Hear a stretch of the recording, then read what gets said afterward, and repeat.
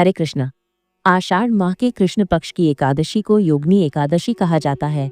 इस दिन श्री हरि विष्णु जी की पूजा आराधना से जातक की सभी मनोकामनाएं पूरी होती हैं। शास्त्रों के अनुसार योगिनी एकादशी का व्रत करने से 88,000 ब्राह्मणों को भोजन कराने के बराबर पुण्य फल की प्राप्ति होती है। व्यक्ति स्वर्ग को प्राप्त होता है और अपने जीवन में समस्त सुख भोगता है। आषाढ़ मास के कृष्ण पक्ष की एकादशी तिथि 21 जून 2025 को सुबह 7:19 पर शुरू होगी और एकादशी तिथि का समापन 22 जून 2025 को सुबह 4:27 पर होगा। तो इस बार योगिनी एकादशी 21 और 22 जून दोनों ही दिन है।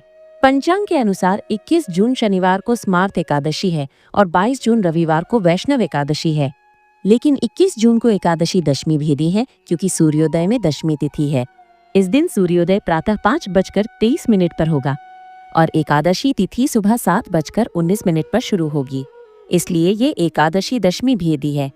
ग्रंथों के अनुसार यदि दशमी भेदी एकादशी व्रत कर लिया जाए तो पूरे वर्ष भर की एकादशी व्रत करके जो पुण्य अर्जित किए हैं वो सब समाप्त हो जाते हैं। इसी कारण पूज्य गुरुजी कौशिक जी ने भी यही सुझाव दिया है कि 21 तारीख को एकादशी बिल्कुल ना करें।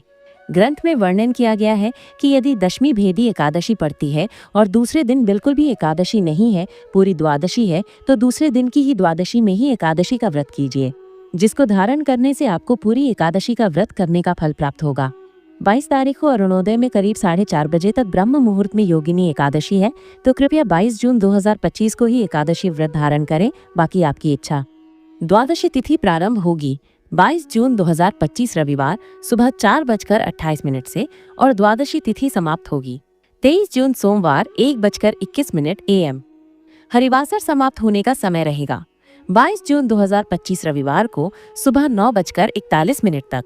जो भक्त 21 जून को एकादशी का व्रत कर रहे हैं वो 22 जून 2025 रविवार को व्रत का पारण करेंगे दोपहर 1:47 से शाम 4:35 तक।